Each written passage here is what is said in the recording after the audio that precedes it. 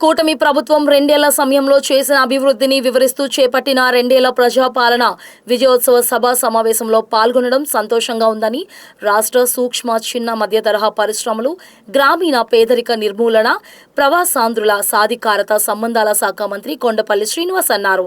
ఆదివారం విజయవాడ జిల్లా గజపతి నగరం నియోజకవర్గం బొండపల్లి మండలం జె. గుమ్మడం గ్రామంలో విజయోత్సవ సభ కార్యక్రమంలో ఆయన పాల్గొన్నారు. ఈ సందర్భంగా మంత్రి 2,34,00,000తో నిర్మించిన కొత్తపాలెం జీడిపాలెం రోడ్డు, 50 లక్షల రూపాయలతో నిర్మించిన జె. గుమ్మడం రోడ్డు ప్రారంభించారు. ప్రజలకు అంకితం చేశారు. దశాబ్దాల కాలం నుంచి రోడ్లు లేని గ్రామాలకు రోడ్డు నిర్మాణంతో మంత్రికి జేజేలు పలుకుతూ తీన్మార్ వాయిద్యాలతో మహిళలు మంగళ హారతులు పడుతూ స్వాగతం పలికారు.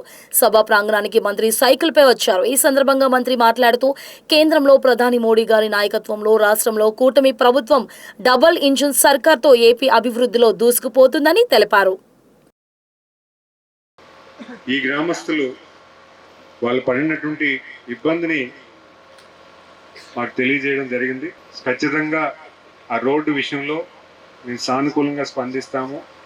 ప్రభుత్వం ఏర్పడిన వెంటనే దాన్ని శాంక్షన్ చేసి ఓపెన్ చేసిన తర్వాత మీ గ్రామానికి వస్తానని చెప్పాను. మళ్ళీ అదే క్రమంలో ఈరోజు ఇక్కడ రావడం జరిగింది. గత సీటుపాడం వెళ్ళలేకపోయాను.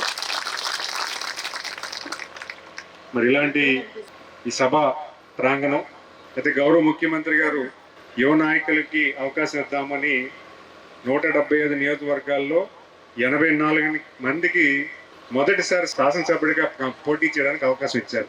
మరి వాళ్ళందరిలో భాగంగా నన్ను కూడా అదే క్రమాన్న ఈ గ్రామంలో ఉన్నటువంటి నాయకులందరినీ కూడా గౌరవించాను.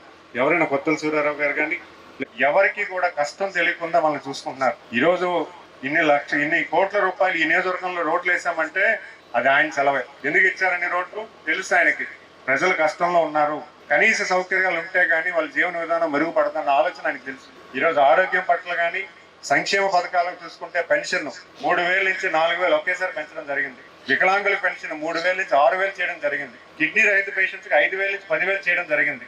ఎవరైతే మంచాన యాక్సిడెంట్స్ లో కానీ పెరాలసిస్ లో కానీ మంచాన పడి ఉన్నారో వాళ్ళకి 15,000 రూపాయల పెన్షన్ ఒకేసారి పెంచడం జరిగింది. అలాగే తల్లికి వందనం అని చెప్పి ఎంతమంది పిల్లలు ఉంటే అంతమంది చదివిస్తున్నారు.